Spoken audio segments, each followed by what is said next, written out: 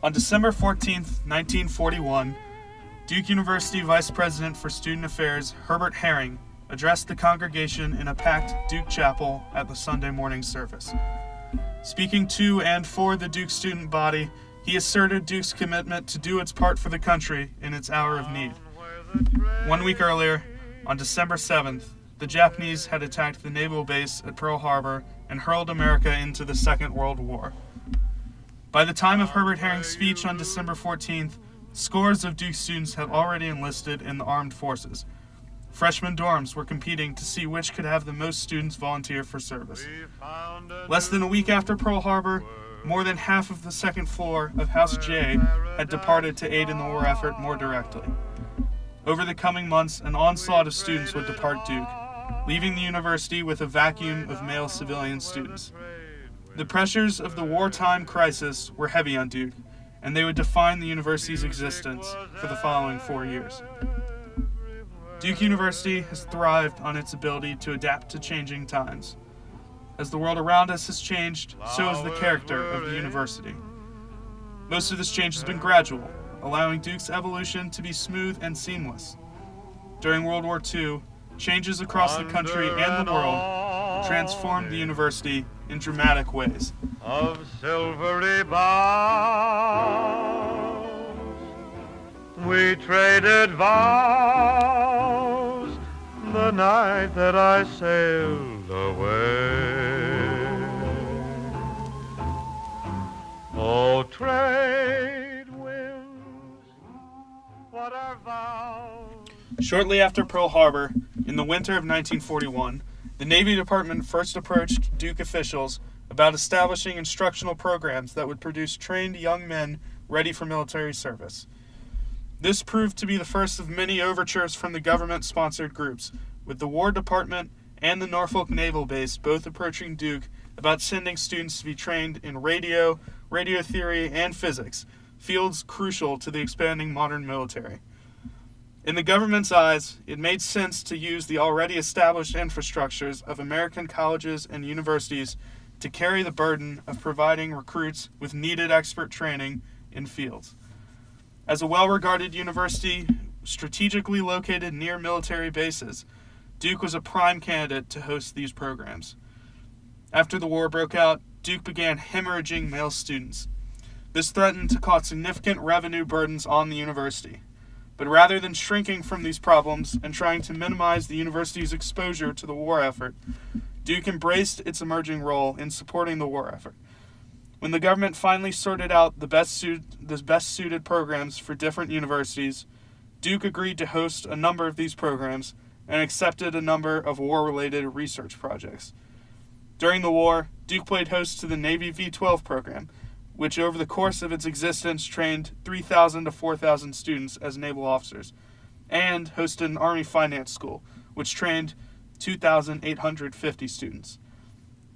These programs ameliorated Duke's enrollment issues and provided Duke a way to positively contribute to the war effort. Although Duke resolved not to compromise its rigorous academic standards to accommodate these new programs, the lives of students in these training programs were nonetheless radically different from those of peacetime students. Their days were highly regimented, including daily musters and calisthenics. For first semester students in the Navy V-12 program, extra time for daily drilling was portioned in addition to their basic calisthenics. Students in these programs had a mix of both general academic courses as well as specialized courses related to their particular training programs. These specialized courses included preset requirements in each semester. For those training as aviation candidates, deck candidates, and engineer candidates, required courses for the first semester included mathematics, physics, the historic background of the war, and naval organization. For medical and dental candidates, first semester requirements included chemistry, physics, and mathematics, among other courses.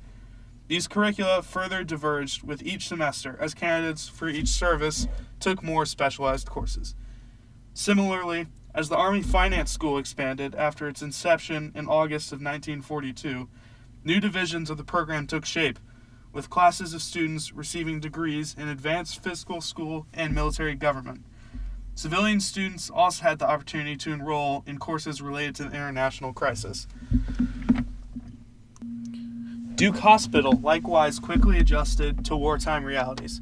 The 65th General Army Hospital Unit, a group consisting of personnel from the Duke Hospital and School of Medicine, was sent overseas and served in the European Theater of Operations. A staggering 80% of the medical school's facilities were used during the war to host both an Army Specialized Training Unit and a Navy Medical Training Unit. These units provided steady flows of trained doctors for the armed forces. Each of these groups enrolled around 100 students at a time. Now, these changes in student demographics also necessitated various changes to the academic calendar and student accommodations. Beginning in 1942, Duke quickly transitioned to a 3-semester academic year in order to accelerate the graduation process. This was especially crucial for government-sponsored programs in which much emphasis was placed on completing the training process as quickly as possible so the graduates could be of direct service to the war effort. But changes were not limited to academics. With so few civilian students left in Trinity College, the university decided to revoke fraternity housing in order to accommodate the large number of students involved in these programs. These students could still join fraternities, and a large percentage of fraternity members were involved in these training programs during the war years. Social activities for both men in Trinity College and women in the Women's College were heavily regulated starting in 1942. In view of the wartime situation, the spring semester of 1942 opened with the IFC adopting a series of recommendations which significantly curtailed organized social recreation by reducing unnecessary extravagance in programming. The recommendations eliminated fraternity formal dances and kept rush and general fraternity expenses to a bare minimum. In keeping with the wartime emphasis on physical fitness, hikes and physical fitness competitions were encouraged between organizations over these traditionally favored dances. By the fall of 1942, a wartime activities board, comprised of both male students in Trinity College and female students in the Women's College, formally adopted and enforced these regulations. Much of the men's enrollment drop happened as a result of student and potential students being drafted, volunteering for service, or dropping out to pursue a job more directly focused on the war. But with no draft and only a limited role for women in the military, the Women's College did not see the same drop in civilian enrollment that Trinity College saw. Determined to do what they could for the war effort, the students in the Women's College saw an expansion of organizations such as the British War Relief Society and the Red Cross on campus. All students in the Women's College gained automatic membership in the College Organization for General Services, or COGS, as it is commonly referred to. COGS was responsible for organizing dances with the USO, the Officer Candidate School, and Camp Butner, the Durham Army base, and for participating in various hospital work and blood drives. In the spring of 1944, COGS opened a stamp booth that sold well over $500 worth of defense stamps for the war effort. Service was the name of the game for the Women's College.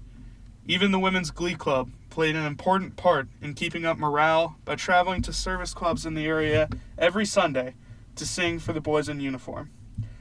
After wounded soldiers began returning to Camp Butner from overseas, they sang in the hospital wards and were so loved that at least some came to sing 4 times a week. Female students also had the opportunity to take courses with the American Women's Volunteer Service Organization, including first aid and air raid protection classes intended to teach women practical skills useful to possible government service. Students in the Women's College were offered thorough courses in languages such as Chinese that were thought to be of practical use during the war and its aftermath. Additionally, both male and female students alike were offered credit courses in science and engineering, such as elements of electronics and radio, and mathematics of artillery fire, and also courses in political science, history, and economics related to the war and international relations. Various non-credit courses were offered solely to students in the Women's College, like surgical dressings, civilian defense, and home nursing. These academic opportunities corresponded with expanding job opportunities for women, both in the services and out. Businesses like the Liberty Mutual Life Insurance Company came to the Women's College for the pursuit of, in their words, hiring qualified women for exactly the same work for which we formerly hired qualified men. One major question facing the university after the declaration of war was what would happen to the much anticipated Rose Bowl game scheduled for New Year's Day, 1942. The War Department had forbidden the contest in its usual location in Pasadena, California, for fear of Japanese infiltration or attack. With no clear option, it was decided that Duke would host Oregon State in Durham rather than allow the game's cancellation. Through the last 3 weeks of December, frantic preparations were made to ensure the game could go on as scheduled.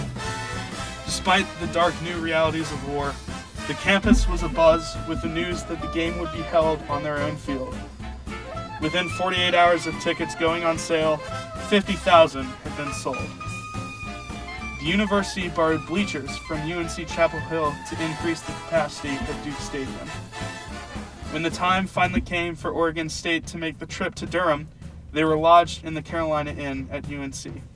And when a cold and rainy New Year's Day came, Duke and Oregon State faced off, only for Duke to be upset on their own turf, 20-16.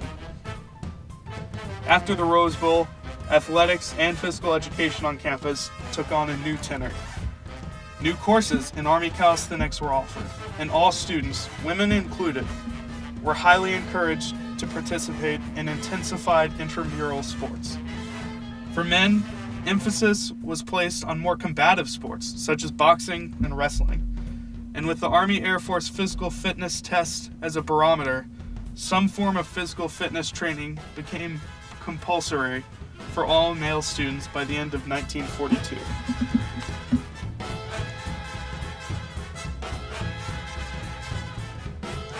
All these changes allowed Duke to maintain a robust campus culture in a time when most schools struggled. Although programs like the Navy V-12 and Army Finance School shut down at the conclusion of the war, their legacy on the university remained. Duke was left with an expanded ROTC program, and the university gained widespread renown and prestige for its part in important war-related projects, such as developing the frangible bullet and techniques for ranging guns by sound. When the campus finally returned to normalcy in the years following the war, it did so stronger because of its wartime experience.